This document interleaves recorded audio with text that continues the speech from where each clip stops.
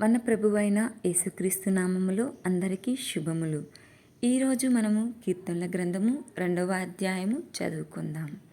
కీర్తనల గ్రంథము అధ్యాయము 2.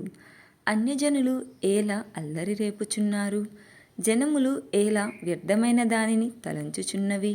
మనము వారి కట్లు తెంపుదుము రండి, వారి పాశములను మన యొద్ద నుండి పారవేయుదము రండి అని చెప్పుకొనుచు భూరాజులు యెహోవాకును ఆయన అభిషిక్తునికిని విరోధముగా నిలవబడుచున్నారు.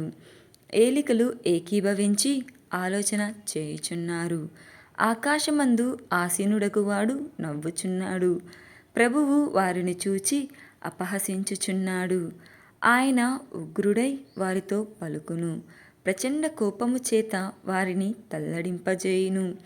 నేను నా పరిశుద్ధ పర్వతమైన సియోను మీద నా రాజును ఆసీనునిగా చేసియున్నాను.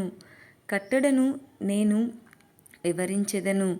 యెహోవా నాకీలాగు సెలవిచ్చెను, నీవు నా కుమారుడవు, నేడు నిన్ను కనియున్నాను. నన్ను అడుగుము, జనములను నీకు స్వాస్థ్యముగాను భూమిని దిగంతముల వరకు సొత్తుగాను ఇచ్చెదను.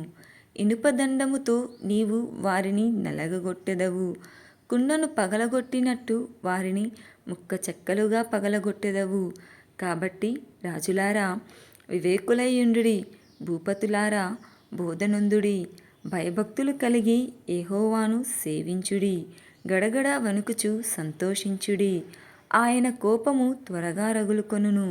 కుమారుని ముద్దు పెట్టుకొనుడి, లేని ఎడల ఆయన కోపించును. అప్పుడు మీరు త్రోవ తప్పి నశించెదరు. ఆయనను ఆశ్రయించు వారందరూ ధన్యులు. చదవబడిన వాక్యం దేవుడు దీవించునుగాక. ఆమెన్.